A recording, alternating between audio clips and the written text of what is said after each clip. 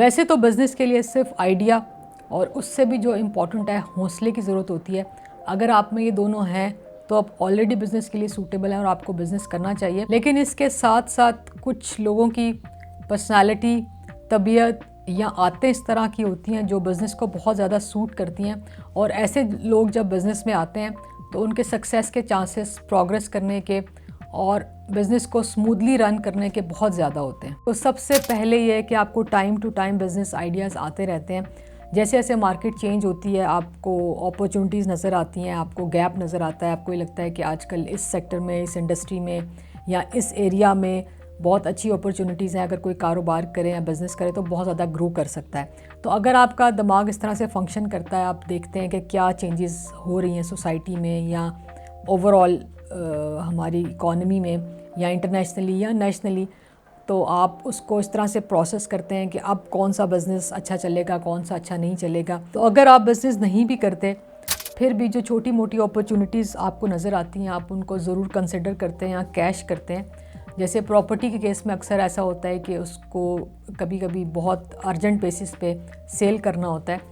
तो अगर ऐसी अपॉर्चुनिटी आपके पास आई है और आपने वो जो भी प्रॉपर्टी थी उसको परचेज़ कर लिया और थोड़े टाइम के बाद उसको जो भी मार्केट रेट था उस पर सेल कर दिया। इसी तरह ट्रेडिंग में या रिटेलिंग में होता है कि जब आपकी ओवरसीज से शिपमेंट आती है तो आपकी कैश रिक्वायरमेंट बहुत ज़्यादा होती है, और अगर आपके पास ऐसा कोई केस आया, आपसे कोई ये कहे कि शिपमेंट आई है, मेरे पास कैश नहीं है, और अगर आप मुझे एक XYZ अमाउंट इसमें कंट्रीब्यूट करें तो 6 महीने बाद या 1 साल बाद मैं आपको 10% दे दूंगा या मैं आपको प्रॉफिट में शेयर दे दूंगा, या ऐसी कोई भी ऑफ़र आती है, अगर आप उसको कंसिडर करते हैं और आपको ये लगता है कि आप उसे कैश करेंगे तो दैट इज़ अ साइन कि आप बिज़नेस के लिए सूटेबल हैं। सेकंड है रिस्क टेकिंग।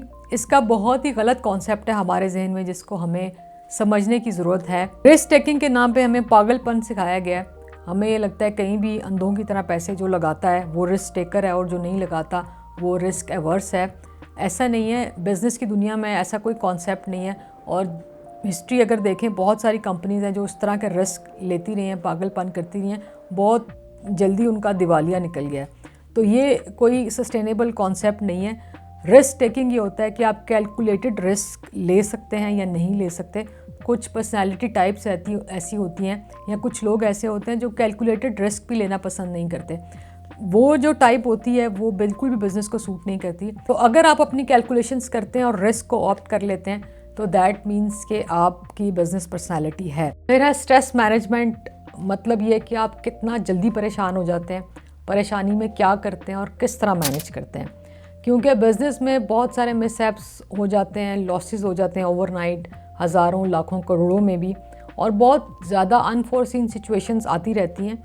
और एक कांस्टेंट रिस्क जो है वो हमेशा बिज़नेस में रहता है, चाहे मार्केट सिचुएशन कितनी ही स्टेबल क्यों ना हो या अच्छी क्यों ना हो। तो इन दैट आपको अच्छी स्ट्रेस मैनेजमेंट बहुत ज़रूरी है। फॉर एग्जांपल, अगर आपका ऑफिस है तो आपको घर आके लग रहा है कि पता नहीं मैंने सही लॉक किया था या नहीं किया था, या अगर बिज़नेस में आपके किसी ने पैसे देने हैं तो आप सोच रहे हैं कि वो पता नहीं कब देगा, नहीं देगा तो क्या होगा। मतलब ये है कि अगर आप इतना ज़्यादा ओवर थिंक करते हैं या इतनी जल्दी परेशान हो जाते हैं, और ख़ास तौर पे अगर आप वो परेशानी घर लेकर आ रहे हैं डेली बेसिस पे, क्योंकि ज़ाहिर है बिज़नेस में तो इस तरह की चीज़ें डेली बेसिस पे होंगी, तो फिर शायद आप अपनी सेहत के साथ, अपने साथ और अपनी फैमिली के साथ बहुत ही जुल्म करेंगे और बिल्कुल भी आप बिज़नेस के लिए सूटेबल नहीं हैं। फोर्थ ये कि अगर आपको रियल इस्टेट का कीड़ा है, मीन्स आपको रियल इस्टेट की समझ है, आपका उसमें इंटरेस्ट है और आप रियल इस्टेट में इन्वेस्ट करके ऑलरेडी पैसे बना चुके हैं, तो आपको बिज़नेस भी ट्राई करना चाहिए। क्योंकि रियल इस्टेट में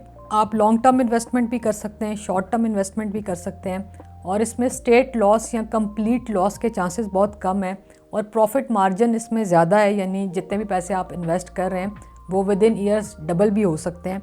और पैसे सेफ रखने का एक बहुत ही क्या कहते हैं, एफर्टलेस ऑप्शन है।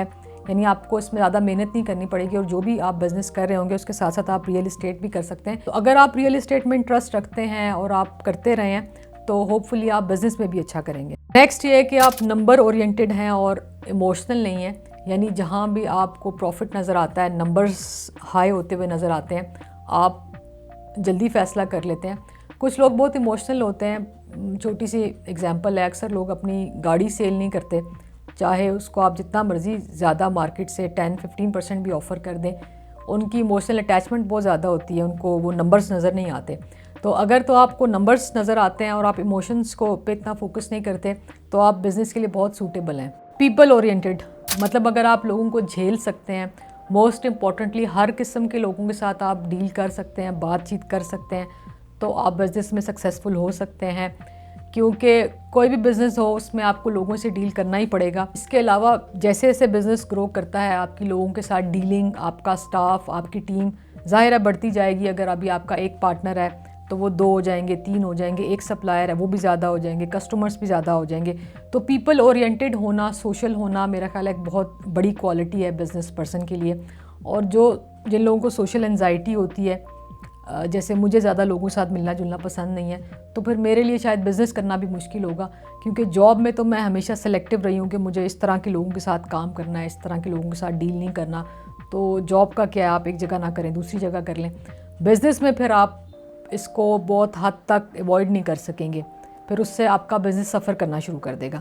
तो अगर आप में एक क्वालिटी है तो एक बहुत अच्छी क्वालिटी है जो बिज़नेस को बहुत सूट करती है। पॉजिटिव माइंड, बिज़नेस करने के लिए एक पॉजिटिव माइंडसेट की ज़रूरत है, जिसमें आपको ये बिलीव हो कि चीज़ें अच्छे से प्रोग्रेस करेंगी, आप बिज़नेस को सक्सेसफुल कर सकते हैं, जो भी सर्विसेज हैं या प्रोडक्ट्स हैं वो आप सेल कर लेंगे। एक पॉजिटिव माइंड बहुत ज़रूरी है। जॉब में भी होता है, लेकिन जॉब में होता है कि मैंने देखा है लोग कई साल तक ड्रैग कर लेते हैं, क्योंकि 4 हफ्ते बाद आपको पता है एक फ़िक्स्ड अमाउंट आपके अकाउंट में क्रेडिट हो जाएगी।